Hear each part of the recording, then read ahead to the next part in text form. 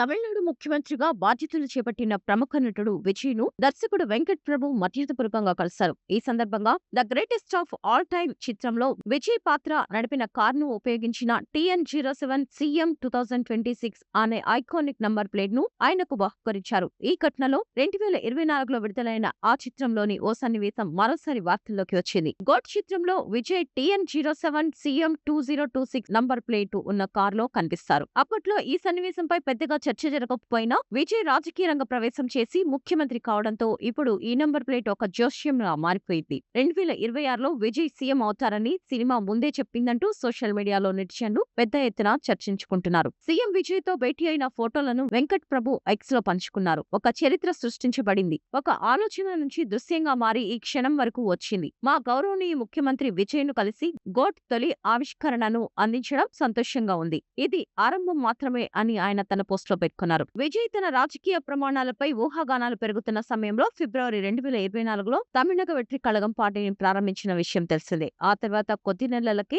Goat చిత్రం విడుదలైంది. ఇటీవల ఎన్నికల్లో ఘన విజయం సాధించి మే 10న చెన్నైలోని నెహ్రూ ఇండోర్ స్టేడియంలో విజయ్ ముఖ్యమంత్రిగా ప్రమాణ స్వీకారం చేశారు. ఈ రాజకీయ పరిణామాల నేపథ్యంలో సినిమాలోని ఆ సన్నివేశం ప్రస్తుతం వైరల్ గా మారింది. ఇదిలా ఉంటే నటుడిగా విజయ్ చివరి చిత్రంగా భావిస్తున్న జననాయగన్ విడుదల తేదీ ఇంకా ఖరారు కాలేదు. అయితే ఈ సినిమాను ఆగస్టులో విడుదల చేసే అవకాశం ఉందని ప్రచారం జరుగుతోంది. పూర్తిస్థాయి రాజకీయాల్లోకి ప్రవేశించడంతో విజయ్ నటనకు వీడ్కోలు పలికిన సంగతి విదితమే.